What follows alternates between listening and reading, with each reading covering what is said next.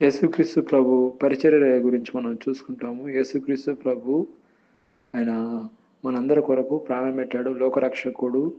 ఆయన చిన్న వయసులో ఉన్నప్పుడు మత్తయి రాసిన సువార్త 2వ అధ్యాయము 16-18 వచనంలో ఆ జ్ఞానులు తాను అపహరించారని హేరోదు గ్రహించి బహు ఆగ్రహం తెచ్చుకొని తాను జ్ఞానుల వలన వివరంగా తెలుసుకున్న కాలను బట్టి బెత్లెహేంలోని దాని సకల ప్రాంతంలోనూ 2 సంవత్సరాలు మొదలుకొని తక్కువ వయసు గల వారు మగపిల్లలందరినీ వధించెను. ఇక్కడ చూడండి, హేరోదు ఇక్కడ యేసుక్రీస్తు ప్రభు ఆయన వస్తున్నాడని సాతాను ముందుగానే లోకరక్షకుడు రాకుండా యేసుక్రీస్తు ప్రభుని 2 సంవత్సరాలు ఉన్నప్పుడే చంపేయాలని చూసినారు. కానీ అది దేవుని యొక్క ప్రణాళిక కాదు.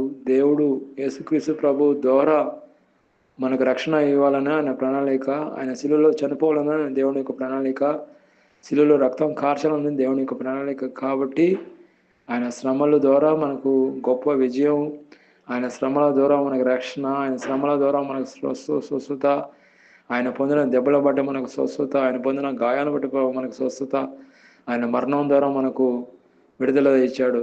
దేవుడు స్తోత్రం.